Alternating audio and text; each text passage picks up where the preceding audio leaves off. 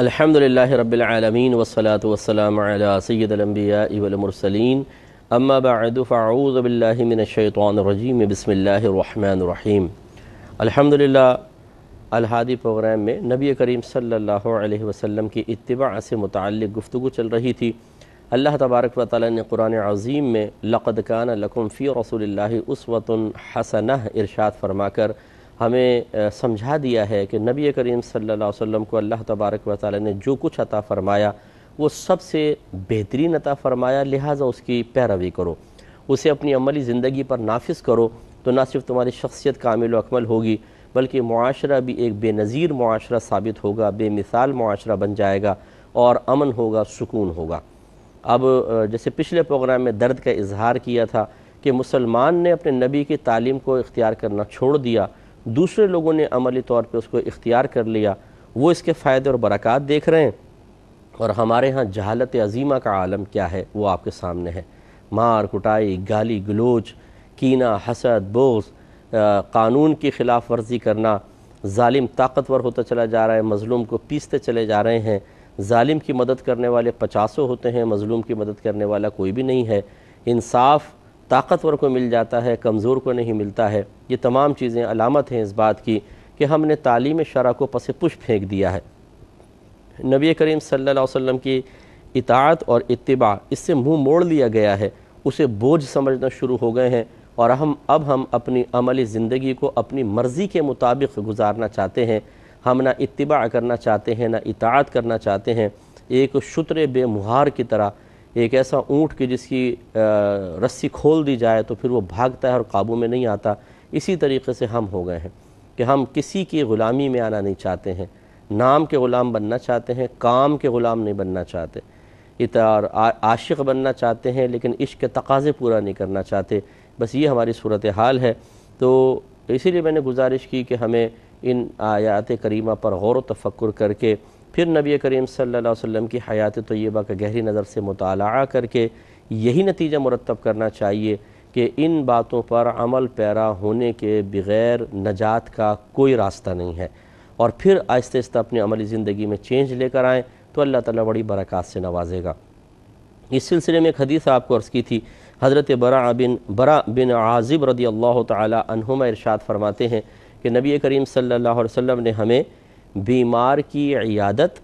جنازے کے ساتھ جانے، چھینک کا جواب دینے، قسم اٹھانے والے کی قسم پوری کرنے، مظلوم کی مدد کرنے، دعوت قبول کرنے اور سلام کو عام کرنے کا حکم ارشاد فرمایا۔ چل رہا تھا کہ اگر ہم نبی کریم صلی اللہ علیہ وسلم کے قول کی اتباع کرنا چاہتے ہیں، فعل کی اتباع کرنا چاہتے ہیں، تو پھر ہمیں ذرا گہرائی سے چیزوں کا مطالعہ کرنا چاہیے تاکہ ہمارے سامنے تمام پہلو آ جائیں، ہمیں کس طریقے سے اس قول کو اختیار کرنا ہے، اپنی عملی زندگی میں کہاں کہاں تبدیلی لانی ہے اور کس انداز سے لانی ہے۔ تو لہٰذا اس پر ہمارا گفتگو چل رہی تھی۔ پہلا تھا بیمار کی عیادت کرنا۔ عیادت کا مطلب یہ ہے کہ انسان بیمار کے پاس جائے، ہمدردی کے جملے بولے، اپنی موجودگی سے اس کو انس فراہم کرے، اور اس کی جو بیماری کی شدت اور تکلیف ہے اپنے ہمدردانہ خوبصورت جملوں سے کم کرنے کی کوشش کرے، اسے ایک سہارا سا محسوس ہو کہ میں دنیاوی لحاظ سے بے سہارا نہیں ہوں، تو اس سے اسے تقویت ملے گی، ذہنی سکون ملے گا، اور اس کی بیماری کا جلد از جلد ازالہ ہوگا اور وہ صحت یابی کی طرف تیزی سے آئے گا۔ تو یہ چند مقصود ہوتے ہیں جس کی وجہ سے ہمیں مریض کی عیادت کرنی چاہیے۔ تو اس سلسلے میں اولاً یہ آپ کو بتایا تھا کہ مریض دو طرح کے ہو سکتے ہیں، وہ مسلمان ہوگا یا کافر ہوگا۔ تو اگر کوئی ایسا مریض ہے جو غیر مسلم ہے، آپ کے محلے میں رہتا ہے، اور خصوصاً باہر کے ملکوں میں ذرا تصور کیجئے، بعض جگہ ایسی ہوتی ہیں کہ 10 گھر غیر مسلمین کے ہیں، ایک مسلمان کا گھر ہے، تو پھر ان کو اس مسلمان کو ان سے تھوڑا بہت ہائی ہیلو رکھنی پڑتی ہے، روابط رکھنے پڑتے ہیں تاکہ وہ مسلمانوں کو اجنبی نگاہ سے نہ دیکھیں، یا ان کے دل میں کوئی خدا نخواستہ ان کے مسلمان ہونے اور علیحدہ اور اکیلے رہنے کی وجہ سے کوئی وسوسہ پیدا نہ ہو، تاکہ اسلام کی محبت ان کے دل میں پیدا ہو۔ کم از کم اسلام کے خلاف اگر وہ کوئی بات کہیں پر بھی سنتے ہیں تو ان پہ فوری طور پہ اثر انداز نہ ہو، بلکہ اپنے پڑوسی مسلمان کے اچھے رویے کی وجہ سے اگر کسی کی اشتعال انگیز بات کان تک پہنچتی بھی ہے، کوئی منظر دیکھتے بھی ہیں، تو وہ اس پہ کامل توجہ نہ کریں کہ نہیں یہ بعض کسی نے اپنے طور پہ کیا ہوگا، ہمارے محلے میں مسلمان رہتا ہے، اگر فی نفسی مسلمان ایسا ہوتا تو ہم نے آج تک اس کے اندر ایسا نہیں دیکھا ہے۔ اس کا مطلب یہ بعض لوگوں کا اپنا فعل ہے، جیسے کہ بہت سے سرفرے ایسے ہوتے ہیں، گن نکالی اور گولی مار دی 10-5 کو، یہ ہر قوم کے اندر، ہر ملک کے اندر ہوتے ہیں۔ تو اب اس کا مطلب یہ نہیں ہے کہ پوری نیشن کو، پوری قوم کو ہم غلط قرار دیں، تو اس طرح ان کا اچھا ذہن بنے۔ تو ان اچھے نیتوں کے ساتھ، ایک اچھے مقصد کے ساتھ ظاہری برتاؤ رکھنے میں کوئی حرج نہیں ہے۔ اور اسی طریقے سے یہاں مطلب پاکستان میں بھی اسی طرح آپ اگر کسی بھی کنٹری میں رہتے ہیں، کوئی غیر مسلم ہیں، تو تھوڑا بہت ان کے ساتھ ہائے ہیلو کا معاملہ، اور اگر آپ ان کی اس نیت سے تیمارداری کرنے جائیں کہ اسے تھوڑی بہت سہارا ملے، تو یہ بہت اچھی بات ہے کہ اس سے محبت آپ کی بھی پیدا ہوگی، مسلمان کی محبت کسی کے قلب میں آئے گی، اور اسلام کی محبت پیدا ہوگی جو انہیں اسلام کی طرف مائل کرنے کا سبب بنے گی، یا کم از کم اتنا تو ہے کہ وہ اسلام دشمنی سے باز رہیں گے آپ کے اچھے رویے کی وجہ سے۔ یہ کبھی کوئی مطلب ایسے ماحول بن جاتا ہے اچانک کہ اشتعال انگیزی پیدا ہو جاتی ہے، خاص مسلم کمیونٹی یا اسلام کے بارے میں کوئی کسی نے کوئی نفرت والی بات کہی، انتشار والی بات کہی جو ان تک بھی پہنچ گئی، لیکن وہ اس کے تقاضے کے مطابق مشتعل ہو کے کوئی مسلمان پہ حملہ نہیں کریں گے، نفرت نہیں کریں گے، آپ کا اچھا طرز عمل ان کے جوش کو ٹھنڈا رکھے گا۔ اس لیے یہ دور بڑا نازک دور ہے، یہاں اس دور میں شرعی احکام پر بہت سوچ سمجھ کر اور حکمت کے ساتھ عمل پیرا ہونا چاہیے، جہاں جہاں علماء رعایت فراہم کریں،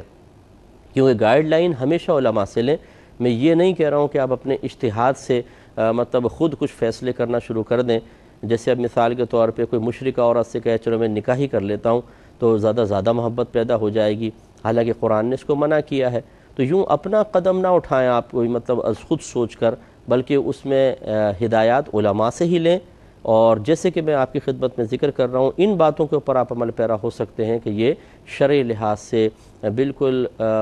مکمل باتیں ہیں۔ کوئی ایسا نہیں ہے کہ میں اپنی ذاتی رائے پیش کر رہا ہوں، بلکہ یہ ہمارے علماء اسلام نے ذکر فرمایا ہے۔ تو لہٰذا بیمار کی عیادت اگر غیر مسلم بھی ہو تو کرنے میں کوئی حرج نہیں ہے، بشرطے کہ یہ فائدے جو میں نے ذکر کیے ملحوظ ہوں۔ اب ہے ایک مسلمان جو مسلمان کہلانے والا ہے، یوں کہہ لیجیے آپ، اس میں بہت سے لوگ ہو سکتے ہیں۔ مثال کے طور پہ ایک ایسا شخص جس کا عقیدہ ٹھیک نہیں ہے لیکن وہ اپنے آپ کو مسلمان کہتا ہے، برملا اللہ تعالیٰ کی شان میں گستاخی کرتا ہے، صحابہ کرام کی شان میں، نبی کریم صلی اللہ علیہ وسلم کی شان میں اول فل بکتا ہے، یا اہل بیت اطہار کی خدمت کے مطلب ان کی بارگاہ میں گستاخی کا مرتکب ہے، تو شریعت نے ایسے شخص سے دور رہنے کا حکم دیا ہے۔ رحمت کونین صلی اللہ علیہ وسلم نے ارشاد فرمایا کہ قدریہ میری امت کے مجوس ہیں۔ قدریہ یہ سرکار نے غیبی خبر گویا کہ دی، تقدیر کے منکر کو کہتے ہیں قدریہ۔ تو سرکار نے ایک فرقے کے بارے میں، خاص گروہ کے بارے میں فرمایا کہ قدریہ میری امت کے مجوس ہیں، یہ اگر بیمار پڑ جائیں تو ان کی عیادت نہ کرو، یہ اگر مر جائیں تو ان کے جنازوں میں شرکت نہ کرو، دعا سلام میں ان کے ساتھ پہل نہ کرو، ان سے خندہ پیشانی سے نہ ملو۔ یہ اخلاق ہے رحمت کونین صلی اللہ علیہ وسلم نے جو ہمیں ارشاد فرمایا۔ تو میں کوئی لڑائی جھگڑے والی بات نہیں کہہ رہا ہوں، کوئی انتشار والی بات نہیں کہہ رہا ہوں، میں یہ نہیں کہہ رہا ہوں کہ آپ کسی کے ساتھ جا کے مناظرے کریں، لیکن اس صورت میں کہ جب ایک شخص اعلانیہ طور پر آپ کے سامنے اس طرح کے غلط جملے کہتا ہے، وہ آپ کا رشتہ دار بھی ہو سکتا ہے، محلے والا بھی ہو سکتا ہے، آپ کا کلاس فیلو بھی ہو سکتا ہے، تو پھر یہ شریعت نے منع کر دیا ہے کہ آپ ادھر نہیں جائیں گے۔ اس کے علاوہ اگر کوئی ایسا شخص ہے کہ جس کے قریب جانے سے بھی آپ کو نقصان کا اندیشہ ہو کہ اس کے پاس جاتے ہیں، تھوڑی دیر بیٹھتے ہیں، تو بعض لوگ اتنے چرب زبان اور ایسے تیز ہوتے ہیں کہ اپنی شخصیت اور باتوں کے جال میں پھنسا لیتے ہیں، اور آپ یہ سمجھتے ہیں کہ اس سے دور رہنا ہی بہتر ہے، بھائی قریب جائیں گے تو مسائل پیدا ہوں گے کہ وہ دھوکے اور فراڈ میں پکڑ لے گا، یا کوئی گناہ کی ترغیب دے دے گا اور وہ بات اثر کر جائے گی، یا کسی اللہ تعالیٰ کی نافرمانی میں مبتلا ہو جائیں گے، تو بھی عیادت نہ کی جائے، ایسے شخص سے دور رہا جائے۔ یوں ہی اگر وہ کسی بھی سبب سے آپ کے لیے بدنامی کا سبب بن سکتا ہے، جیسے ایک شخص ہے وہ معروف ہے پورے علاقے کے اندر نشاور چیزیں فروخت کرنے میں، اور غلط قسم کی ایکٹیویٹیز ہیں، عورتوں کے ساتھ معاملات ہیں، دیگر چیزیں ہیں، بڑا معروف ہے اور پولیس کی نگاہیں اس کے اوپر ہیں۔ مثال کے طور پہ ایسا کرمنل مائنڈ کوئی شخص ہے، تو اب شریف آدمی اس کے پاس جا کر بیٹھے تو یہ بھی ایک بدنامی کا باعث ہوتا ہے۔ تو ایسا کوئی شخص اس کے پاس آپ جائیں تو آپ کی بدنامی ہوگی، آپ پر انگلیاں اٹھیں گی، لوگ تنقید کریں گے، ایسے سے دور رہنا ہی بہتر ہے۔ رحمت کونین صلی اللہ علیہ وسلم نے ارشاد فرمایا کہ اپنے آپ کو مظنہ تہمت پر پیش نہ کرو۔